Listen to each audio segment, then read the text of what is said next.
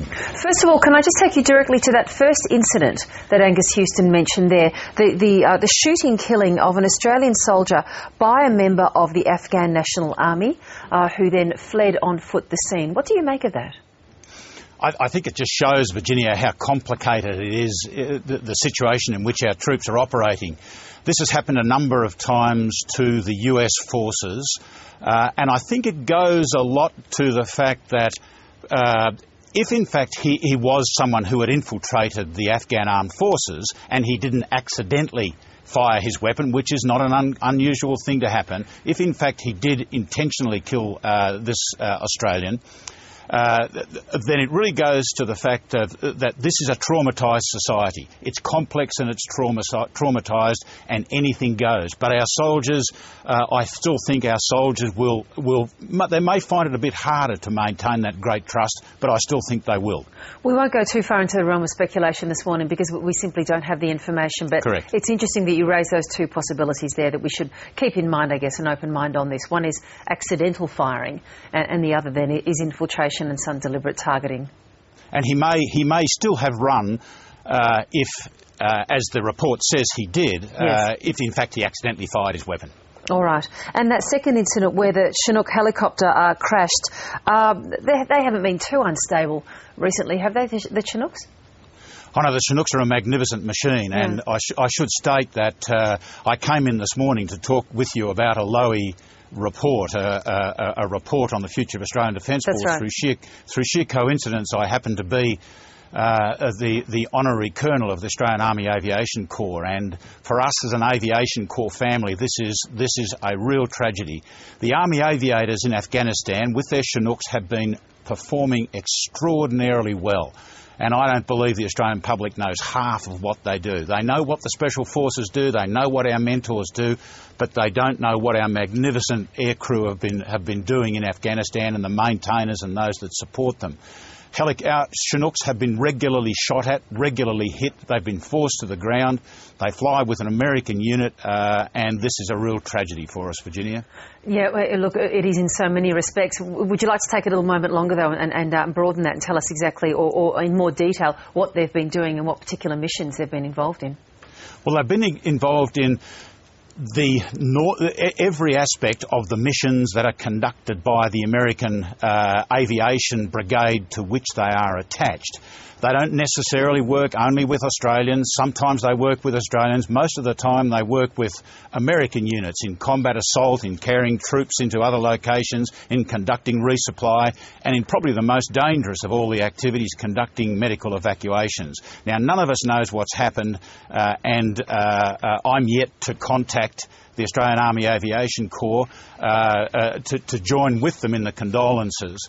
But as I say, the public needs to know the extraordinary work that these people have been doing and what quality people they are, which just makes it as much a tragedy as all our other deaths and injuries. It's barely a week since we reported the last death of an Australian soldier in Afghanistan, and of course you can predict yourself the comments that I'm receiving here online from Twitter and emails of people saying, what are we still doing there?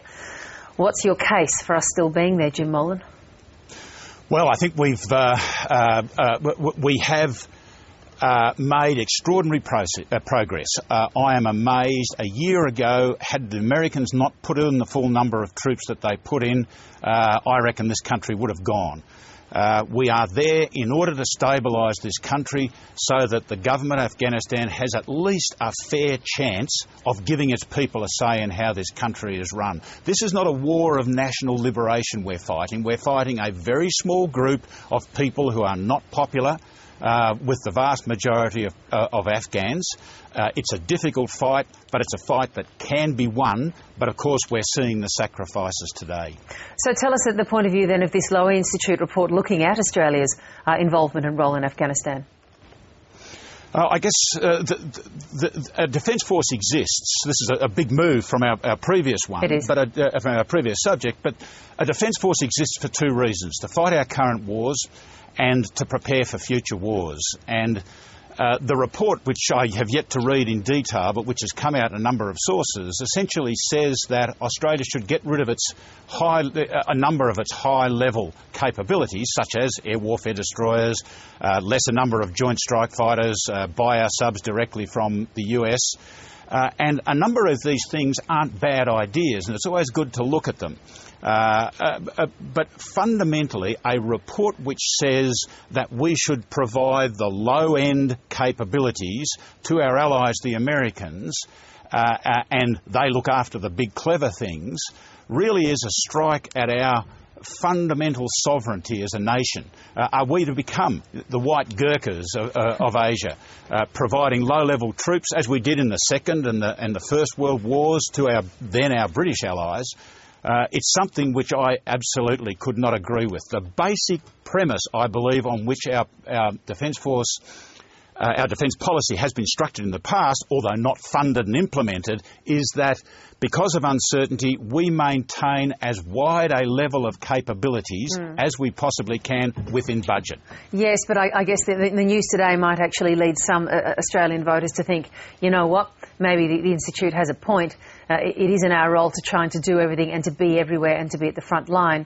Let's look at security in our region and leave it at that. But that's not what the report is saying. And our region, in my view, and I think in governments past and present, our region extends to the Middle East. Our region extends the basis of our standard of living is North Asia. That's our region, Virginia, and that's where we've got to be prepared to operate. Well, that's very true. Look, while I've got you on the program this morning as well, I would like your view on the announcement overnight made by Barack Obama that General Martin Dempsey is to be suggested or nominated as the chairman of the Joint Chiefs in the United States, the chief military officer there. Do you know of him, and what's your view? I don't know him well. He commanded the 1st Armoured Division when I was Chief of Operations in the second year of the war in Iraq, and we overlapped a little bit. America doesn't lack high-quality, experienced generals, and it's very interesting. I think that he's gone only a month or so ago. He was appointed as Chief of the US Army. He's now Chief of the US Defence Force, Chairman of the Joint Chiefs of Staff.